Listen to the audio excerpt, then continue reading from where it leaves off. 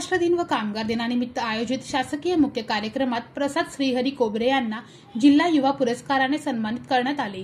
हा गौरव सोलापूरचे पालकमंत्री माननीय जयकुमार गोरे यांनी जिल्हाधिकारी माननीय कुमार आशीर्वाद यांच्या हस्ते प्रदान करण्यात आला।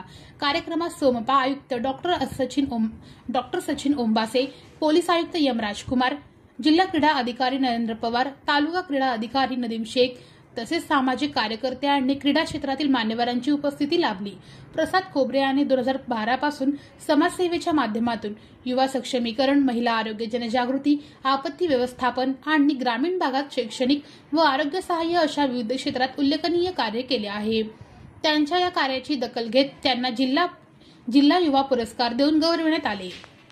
या कार्यक्रमात सत्यम जाधव, गणेश पवार, राहुल बिराजदार, विश्वास गायकवाड, प्रदीप जाधव, प्रमोद खोबरे, विजयमाला कोवाळे, वनमाला खोबरे, समर्थ जाधव, दिलीप चितारे आदी मान्यवर उपस्थित होते। सूत्रसंचालन पोलीस अंमलदार आरोळी जमादार यांनी केले, तर आभार पोलीस अंमलदार मलकाप्पा मनसगोळे यांनी मानले।